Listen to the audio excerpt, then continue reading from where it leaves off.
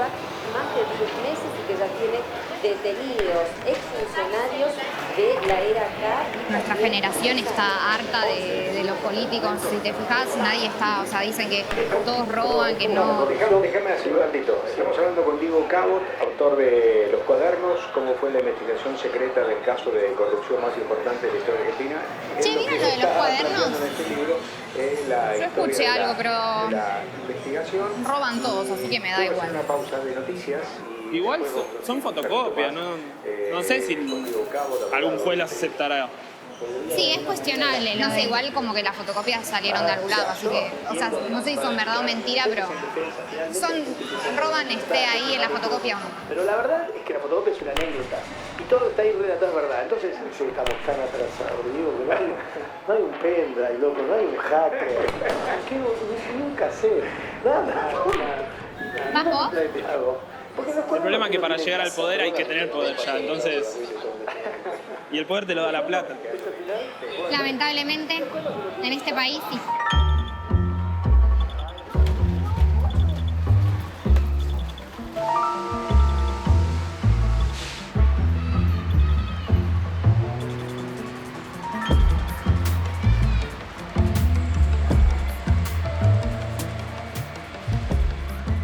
¿Ha recibido amenazas?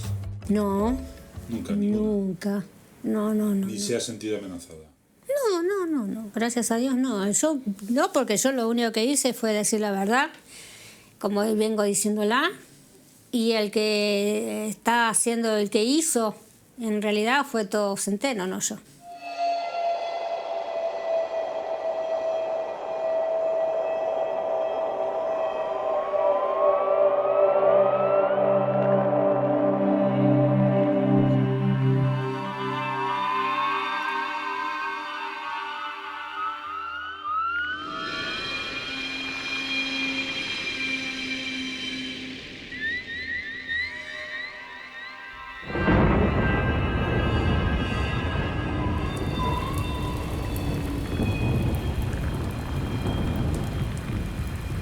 Así como lo de López tirando a los conventos era Pero no podría haber sido de otra manera. Somos argentinos. Pero ¿qué chofer?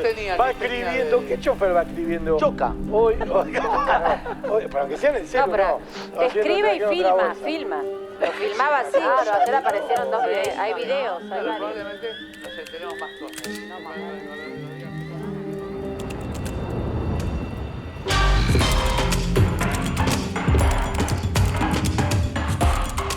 El sistema argentino está montado para la corrupción y la impunidad. Los fiscales no investigan, los jueces no juzgan, los organismos de control no controlan, los sindicalistas no representan a sus trabajadores y los periodistas no informan. Porque así se ha forjado el sistema que demuestra que los beneficios de delinquir son mayores que los costos y que se premia a los que se adaptan y se castiga a los que intentan rebelarse. Bueno, a ver, Hugo, sabes de qué vamos a hablar, pero ¿por dónde empezamos? Por comprender que acá hay un entramado, que acá hay algo de fondo y que no importa quién está en la Casa Rosada, ese entramado perdura. ¿El principio de todos los males son las campañas electorales? El financiamiento electoral es el pecado original de la política. Una campaña presidencial en la Argentina te cuesta $100 millones. ¿De dónde lo vas a sacar, José Antonio? O sea, que ahora hay gente recaudando para noviembre. Sí, la maquinaria funciona. En tu libro, bueno, hay muchas cosas que me han sorprendido, pero una de ellas es cuando cuentas una reunión en la que Mauricio Macri, antes de ser presidente, lanzándose a la campaña electoral, convoca a los grandes empresarios argentinos y les pide un 1% de su capital en dinero negro. ¿Se ha querellado contra ti Mauricio Macri? No. Mauricio Macri ni nadie me ha hecho ni juicio, ni carta de documento, ni reclamo, ni nada. De hecho, lo que terminó ocurriendo es lo inversa. Empresarios que me han llamado para contarme más datos y contarme sus propios testimonios amplificando. O sea, en muchos casos justicia aquí ha significado impunidad. Sí. La justicia, al igual que muchos periodistas, son procíclicos. Es decir, cuando tienes poder se hincan ante vos, cuando dejas de tener poder te comen el hígado. Y entonces nos ha pasado de hacer investigaciones, que la justicia las archive, y después cuando cambió el gobierno, la desempolvan, empecemos a investigar. Es decir, ¿qué pasó? 3 años después. Cambió el contexto, ya no sos poderoso y ahora te van a comer el hígado.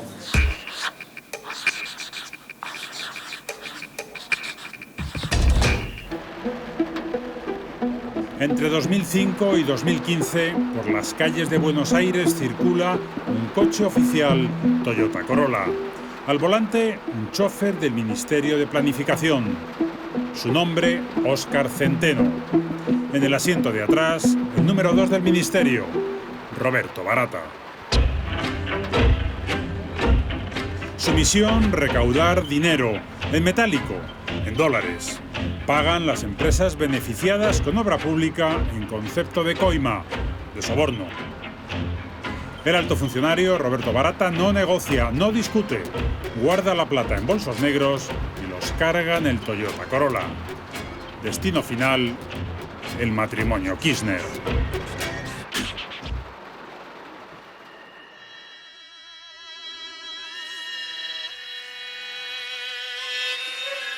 Durante esos 10 años, el conductor Centeno anota en secreto todos los recorridos. Paradas, las recaudaciones. Lo hace con la concienzuda precisión de lo que fue, sargento de arsenales, el suboficial encargado de registrar las entradas y salidas de cartuchos, fusiles o granadas de mano. Cuaderno 6, 23 de julio de 2010. Viernes, 12:55 horas. El licenciado Barata me dice que va a entrar solo. Y le doy el auto porque tenía que entregar los $4 millones en mano propia. Al doctor Néstor Kirchner, en el chalet donde vive el doctor con la presidenta Cristina, y que no quería que me vieran a mí.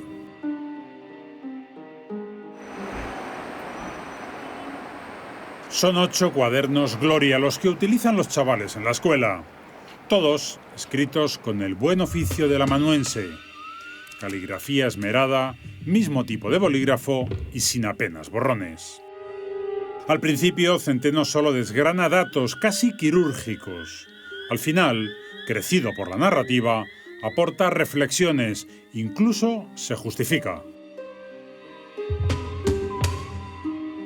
Cuaderno 8. Junio de 2015. Comienzo a registrar los retiros de dinero porque considero que es increíble todo el tiempo que no lo hice. Dejo aclarado que de manera interrumpible se viene haciendo con las empresas que logran licitaciones por obras. Hilda Orovich fue pareja del conductor Centeno durante 10 años. Descubre los cuadernos en un armario del dormitorio.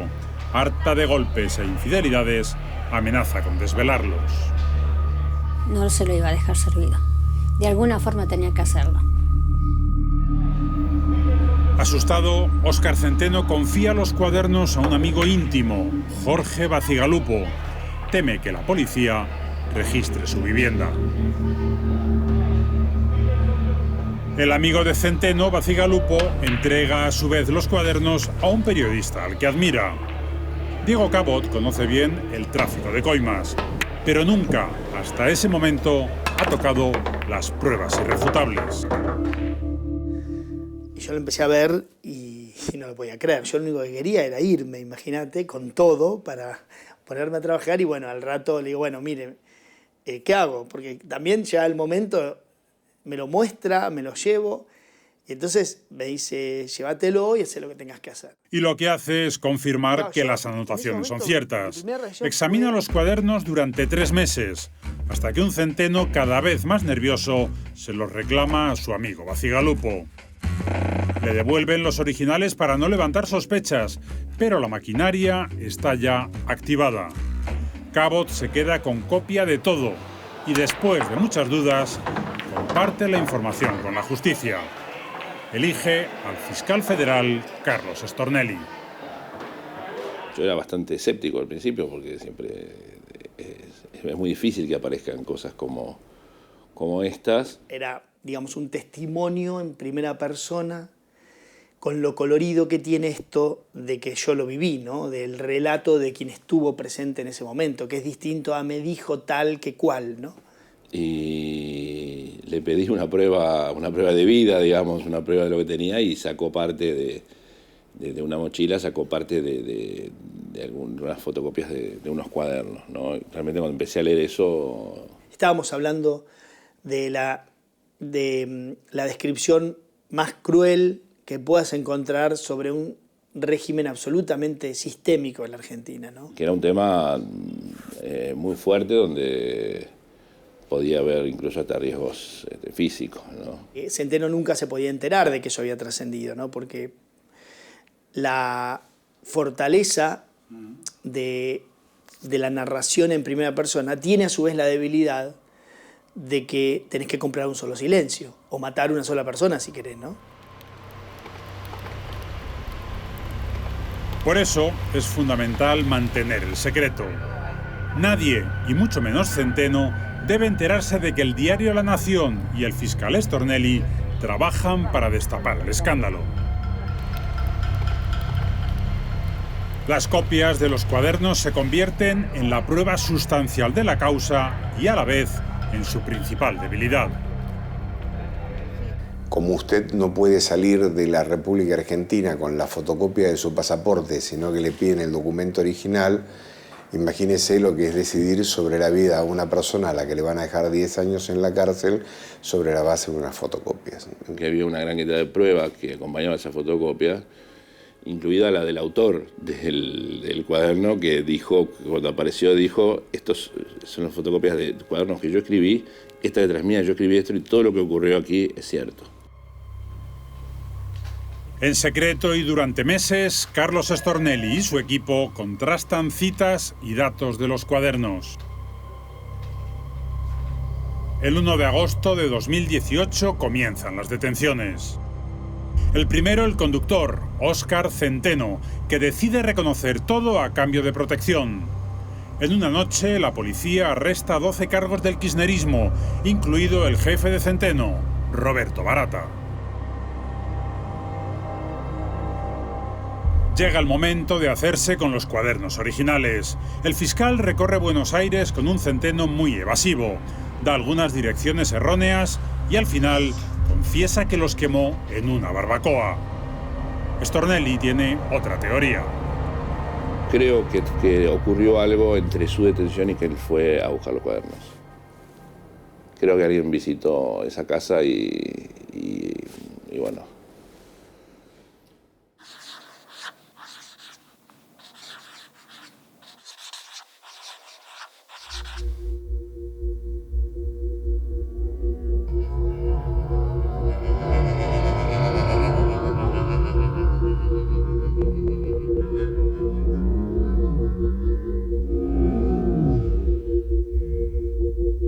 El aleteo de una mariposa suele pasar desapercibido, pero en ocasiones excepcionales, el batir de sus alas puede llegar a provocar una tempestad.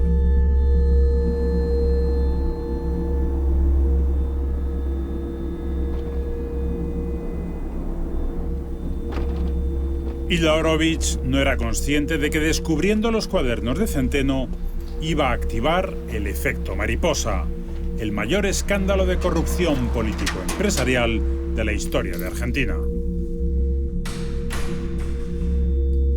¿Cómo descubrió usted los cuadernos? Porque él un día se fue a Salta y en el dormitorio nuestro había un ropero marrón y bueno, y ahí encontré los cuadernos. Pero no es que yo leía, me puse a leerlos. ¿Sí los abrió? ¿Sí vio?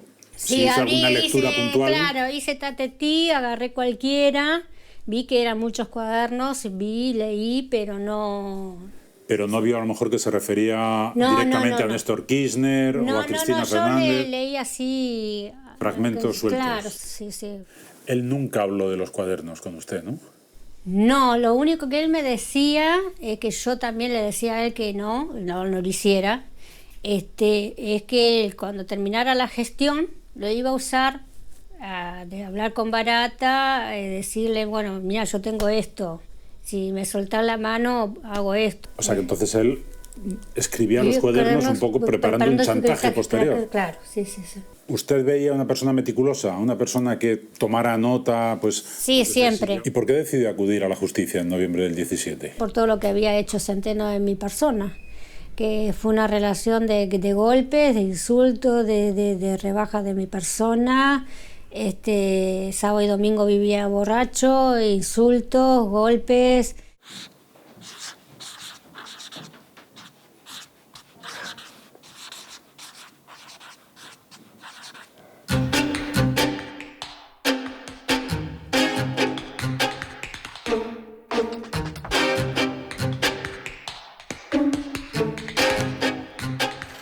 Durante años, la familia Báez se dedicó a recaudar, contar y blanquear, día y noche, padre y 4 hijos, todo dólares de coimas. En Argentina se conoce como la Ruta del Dinero K, una causa paralela a la de los cuadernos, pero con un mismo destino final: Néstor Kirchner y Cristina Fernández. Además de sus pinitos literarios, el conductor Centeno desarrolla también el relato audiovisual. Hoy es 27 de julio del 2010. El licenciado Barata vino a verlo al doctor Kirchner para recibir instrucciones para la recaudación de mañana y de pasado. También está el secretario del ingeniero López. Está también el secretario de Barata en este momento en el hall esperando pasar para entrevistarse con el doctor, que lo llaman el Uno.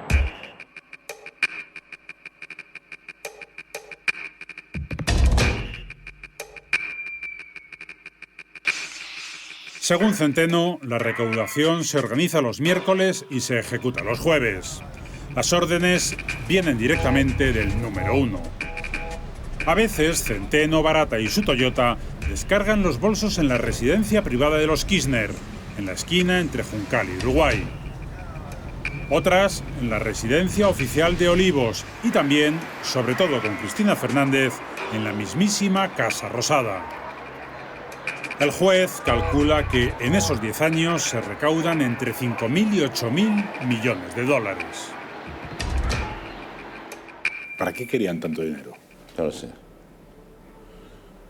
Realmente no, es incomprensible. Porque eso desborda cualquier... Desborda cualquier sistema, de... cualquier necesidad. No hay manera de moverlo. No hay manera de gastarlo, no hay manera de disfrutarlo. Creo que en algún lado y en alguna persona se convirtió en una adicción. Néstor lo que tenía claro, que para hacer política se necesita dinero. Él no tenía un abordaje dionisíaco del dinero. No era que le gustaba el dinero para champán y grandes trajes y relojes. No. Él necesitaba el dinero como encarnación de poder, es decir, necesito aprobar esta ley en el Congreso. ¿Cuánto me vale un diputado? Me falta un diputado. ¿Cuánto dinero quiere?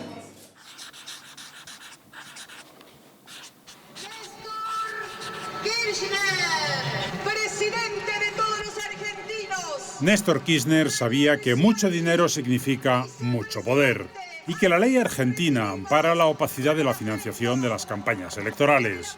Por eso diseña la ruta de las coimas. El expresidente se apoya siempre en su secretario privado, Daniel Muñoz. En un segundo escalón coloca al ministro de Planificación, Julio De Vido. De Vido, a su vez, delega la recaudación directa en sus subordinados, Nelson Lazarte, José López, Óscar Parrilli y Roberto Barata. A la muerte de Néstor Kirchner, Cristina Fernández mantiene el modelo con algunos retoques. Cuaderno 7, 6 de mayo de 2013. Vuelvo a escribir después de la muerte de Néstor Kirchner, que dejé de hacerlo. Pensé que después del fallecimiento no se haría más el valijero. Pero decidí nuevamente porque en una reunión que hubo entre el ministro De Vido Barata y la señora presidenta Cristina Fernández, en la cual los instruyó para que sigan recaudando de las empresas para las próximas campañas electorales.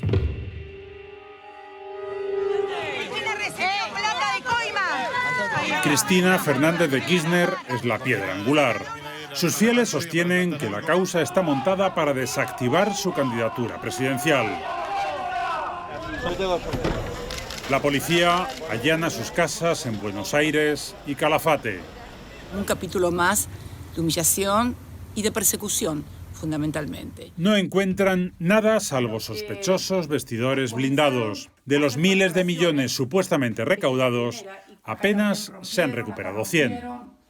No me rompas nada, nene, por favor, que ya bastante me rompió Bonadío. Claudio Bonadío es el juez de la causa. Un magistrado muy controvertido que no oculta su desafección hacia los Kirchner. En su auto, acusa a la expresidenta de liderar una asociación ilícita, una verdadera enmienda a la totalidad del Estado argentino. Se utilizó la estructura del Estado para la recaudación. Los recursos del Estado, los funcionarios, las contrataciones del Estado, las licitaciones, es decir, todo estaba al servicio de este sistema perverso.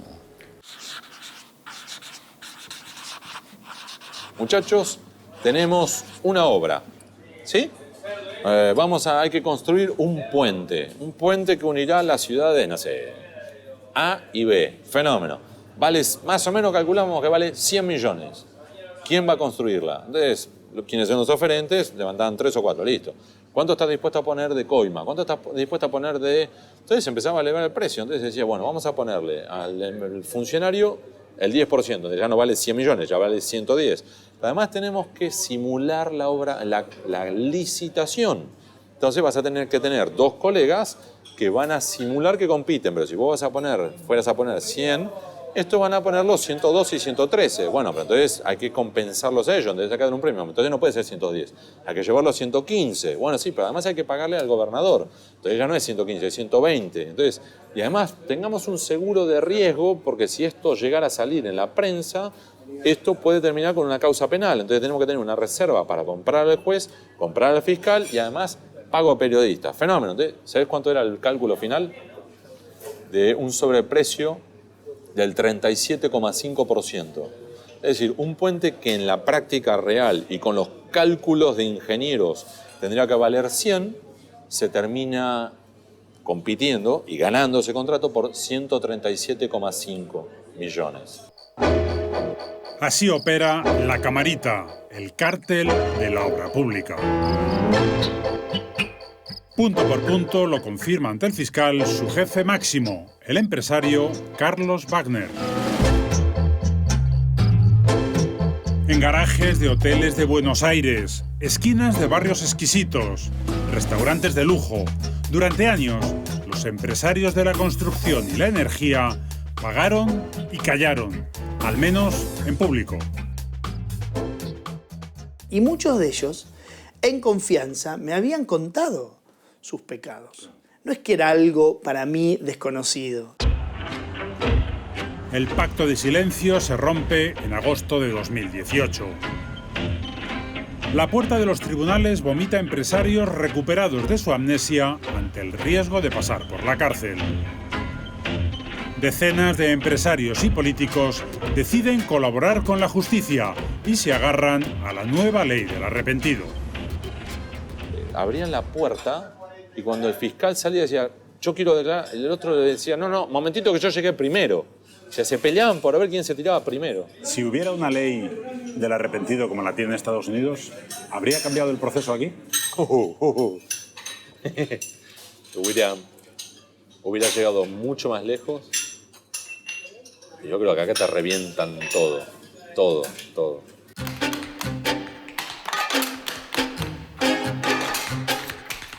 Así que lo que va a pasar, y esto yo se lo puedo garantizar, es que los arrepentidos de hoy se van a arrepentir mañana de haberse arrepentido. Y van a decir que tanto los jueces como los fiscales les apretaron de la peor forma para obtener determinado tipo de confesión. Amenazas de algunos que le dicen a los arrepentidos, ya se van a arrepentir de haberse arrepentido, etcétera, etcétera. Los arrepentidos están acompañados en todo momento por sus letrados y las colaboraciones son voluntarias. ¿Vio miedo? Vi miedo en algunos, sí. Vi miedo en algunos, en varios de los que declararon como arrepentidos. Vi miedo en algunos que no se arrepintieron, calculo que por miedo. Miedo. No sé qué miedo habrá visto. Miedo de que lo maten, miedo que maten a sus familias. Miedo lo que habrá es miedo a las sortijas que el fiscal Stornelli dice que había para repartir y que había pocas, en la medida en que no se arrepintieran. O sea, lo que tendrían miedo es a la cárcel. Y en el caso de los cuadernos es evidente. El que se arrepintió, supuestamente, entre comillas, se fue a la casa, y el que no se arrepintió se fue a la cárcel. O sea, su cliente no ha reconocido las dos citas que se hacen en los cuadernos, o en las fotocopias de los cuadernos, de los 657.000 y del $1.100.000. Y ni más ni menos. No lo ha reconocido. Jamás. Dijo que jamás pagó y jamás recibió. Su cliente es Oscar Thomas, hombre clave en el entramado empresarial de la era Kirchner. Un rostro muy conocido, sobre todo para la policía, que lo buscó durante los 48 días que estuvo prófugo de la justicia. Cuaderno 7 de agosto de 2013, 13:30 horas. Los llevo a Hernán Gómez y a Barata a Madero. En el subsuelo bajan con un bolso vacío. En la entrada, el licenciado Barata me dice que me anuncie, que vamos a las oficinas de Yacyretá, del licenciado Tomás. Estacioné en la cochera 83 y luego regresan con medio bolso. Por su peso me di cuenta. De ahí, a las 14:25 horas, los llevo a San José 151, 7º piso, con el señor Wagner. Regresan con el bolso lleno de dinero. La cancha comienza a embarrarse cuando el escándalo salpica a la familia del presidente Macri. La propia sociedad que dirigió Oscar Thomas, Yacyretá, adjudica en su día contratos millonarios a las empresas de los Macri. Su hermano, Gianfranco, testifica también en Comodoro Pi. ¡Gianfranco! Que más allá de que sean culpables o inocentes, pero la sensación de los poderosos explicando sus históricos negocios con el Estado ante un juez es inédito. Tenga o no culpabilidad Macri, sentar a un Macri a un juez para que le explique cómo era su negocio de una concesión vial es algo que no sucedió. En la investigación por los cuadernos de las coimas, el hermano del presidente presentó un escrito en el cual negó haber pagado sobornos. Y la bola sigue creciendo. Hay ya 43 compañías involucradas y más de 100 empresarios llamados a declarar. A la lista de procesados se suma uno muy especial. Paolo Roca, propietario de la multinacional Techin, el empresario más poderoso de Argentina. Que esté la primera empresa de Argentina metida en este tema de los cuadernos tiene que ver con la posibilidad concreta de que a Techin la saquen de adentro de la cancha y de alguna manera los grupos internacionales se hagan cargo a precio de regalo de empresas en la República Argentina. En general estamos haciendo por las redes invitando al show y pidiendo a la gente que venga con cuadernos. Los cuadernos apuntan a que los ricos empresarios argentinos, con más o menos platos, comían en la misma mesa. Algunos duermen ahora en celdas minúsculas. El resto ha tenido que ofrecer detalles vergonzosos de su gestión. La tempestad que surge del aleteo de la mariposa es ya un verdadero terremoto.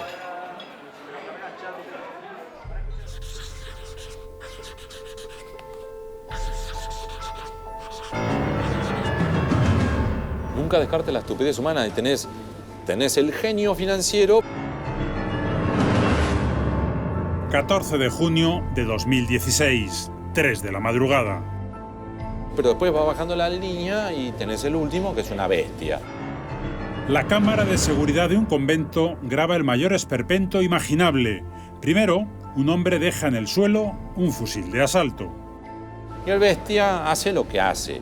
El hombre es José López, recaudador de coimas del entorno de los Kirchner. Es una fotografía terrible de que la realidad superaba la ficción. Después, ante la mirada dubitativa de unas monjas, deposita varias mochilas y bolsos en la misma puerta del convento. La política en Argentina mueve mucho dinero en negro y funcionaban así, ¿no? Dentro de los bolsos, 9 millones de dólares. Pasados unos minutos, la hermana Aparicio recoge los bolsos de José López con sorprendente naturalidad. Parece que no es su primera vez.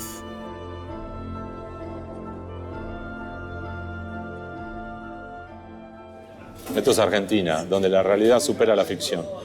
Yo cuando veo el video de las monjas, lo que me mata es la pasividad de estas dos mujeres.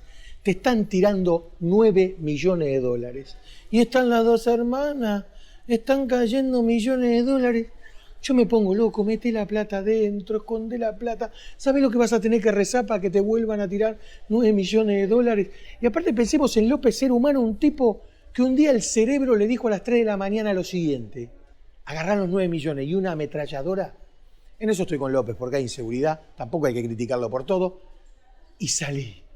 Y por supuesto el error principal de López: ¿quién tira la plata en un convento? Tirale a una sinagoga, venía el especialista.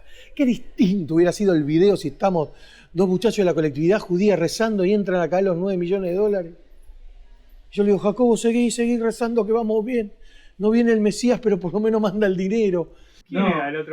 Roberto Moldavsky es el humorista del momento. Llena teatros y revienta audímetros. La verdad que la naturaleza me dotó de un cuerpo o dos. Sus parodias de los cuadernos y el esperpento de las monjas ilustran con humor una forma muy argentina de asumir este tremendo quilombo. Acá es... Si haces un poco de humor político, no logro abarcar todo lo que esta gente habla. A veces les digo, paren un poco porque no puedo hacer todo el show de humor político, quiero hablar de otros temas.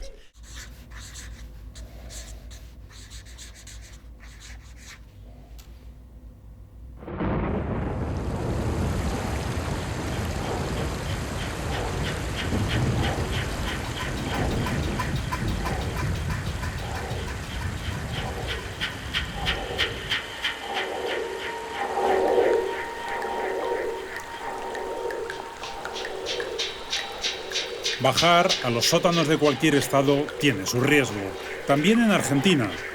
En sumideros y alcantarillas te cruzas con los habitantes de los bajos fondos, con chorros, maquiavelos y estafaos. Los cuadernos han confirmado que en las cloacas del poder casi siempre huele a podrido. Más allá de donde termina la ruta de las coimas, dinero y poder se citan en el fango y se ocultan en sus sombras. Él, te cuentan los empresarios, que por ejemplo se encontraba con algunos de los empresarios más grandes de la Argentina, empresarios parte del poder permanente que lo miraban. Y Néstor de uno, ¿sabés lo que le decía? ¿Cuánto dinero tenés? O incluso más, ¿cuánto valés? Entonces cuando el otro le decía, decía, ¿cuánto dinero tenés? Entonces, bueno, imagínate ese diálogo entre un presidente en ejercicio y uno de los empresarios más ricos de la Argentina. Y el empresario por ahí le decía, 1.500 millones de dólares, ¿no? Bien. A él le quedaba claro que él, para poderse sentar de tú a tú con ese empresario, necesitaba 1.500 millones de dólares o propios o ajenos, pero tener una billetera para estar en condiciones de... Y ese era el abordaje de Néstor. Y no solamente de Néstor, Si vos tenés que financiar una campaña política y nadie pone dinero, alguien lo va a poner irremediablemente, porque, digamos, es una cuestión de tasa de retorno. Algún inversionista, santo o no santo, va a poner el dinero y después habrá que ver... exigir más. ¿Entiendes? Claro, ¿no? Entonces, por ahí tenés todos los peligros que te dicen en América Latina. Ojo que cuando estos procesos se inician, muchas veces termina el narcotráfico, por ejemplo, siendo el financista de la política. Tenemos que ir bastante más atrás. Yo creo que la Argentina extravió el rumbo a partir del golpe de Estado del 76. Con la vuelta a la democracia en el año 83, se recuperó la democracia como una cáscara formal. Pero la institucionalidad de la Argentina está a 10 millones de kilómetros de que todo eso ocurra.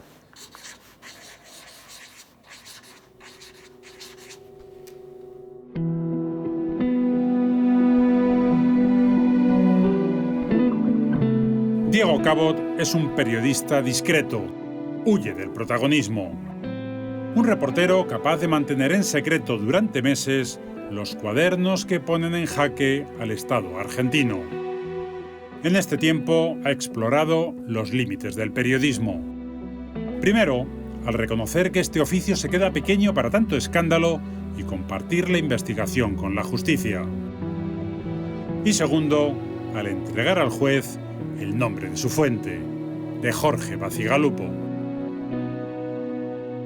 Fue duro para mí, porque como buen periodista, bueno, vos lo sabés, nosotros somos muy, pero muy celosos en entregar a nuestra fuente. Yo dije, bueno, ¿cuánto tiempo va a pasar en que lo detengan al chofer y le pregunten, ¿usted esos cuadernos, a quién se los dio? O sea, era un día, ¿no? Una pregunta, era mi secreto, duraba una pregunta.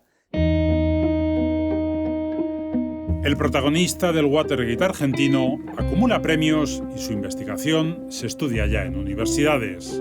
Pero Diego Cabot nunca podrá despojarse de la sensación de vacío y soledad del denunciante. Le advertí que iba a llegar un momento que íbamos a estar solos, ¿no? Y que es un poco así, son las reglas del juego. ¿Y ese momento ha llegado? Sí, sí, absolutamente.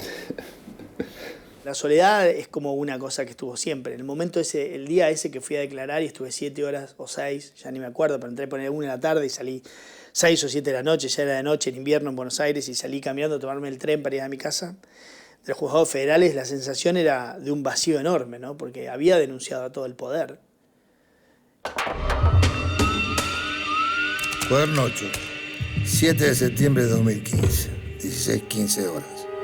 Cada vez que veo toda esta corrupción, me duele el alma, por la manera que roban sin escrúpulos y sin medir consecuencias. Y todo lo que me encontré es que el caso aquí todavía no se conoce. Hilda Horowitz vive sola con su perro en este cuarto que le compró Centeno en un intento de blindar su silencio. Vive libre, sin miedo, con la ilusión de que algún día alguien le ayude a escribir y publicar su historia. Mientras tanto, aguanta con lo poco que gana vendiendo helados en la puerta de un colegio. Nunca tuve suerte con las relaciones de pareja porque después de 14 años me engañaron. Encontré a esa persona en mi propia casa acostado con mi marido y después con la otra persona que nunca se quiso hacer cargo de otra cosa y bueno, entonces nunca tuve suerte. Y entonces con este dije no, este no me va a pisotear, este no me va a basurear y exploté.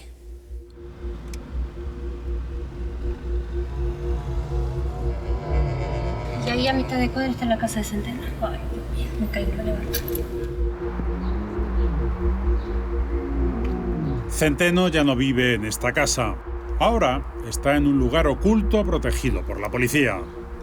Dicen que lo primero que pidió fue un cuaderno y un lapicero.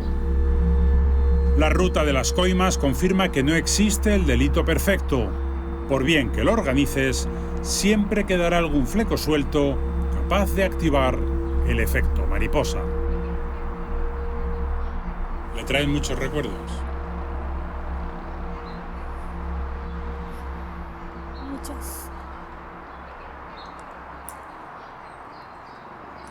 Otra vez que vine también llovió. No sé por qué llueve cada vez que vengo acá. Yo siempre digo que esto en el fondo es una historia de traiciones, ¿no? Donde hay traiciones de todos, del chofer que anota lo que hace su cliente, de la ex mujer que quiere también, digamos, extorsionar a su marido, del amigo en el que él confía que me lo da a mí, y ahora, si querés, de todos los empresarios y funcionarios que están contando lo que hizo el otro con un desparpajo importante. Y quizás también en la defensa de la expresidenta, que dice, yo no fui. Fueron ellos, una manga de personajes oscuros, pero yo no sabía nada, ¿no? Entonces, fíjate vos que hay una enorme trama de traiciones. Y bueno, muchas veces el periodismo se filtra en esas traiciones, ¿no? Como tantas veces, por alguna razón, nosotros periodistas nos podemos filtrar en el medio de esa cadena de traiciones.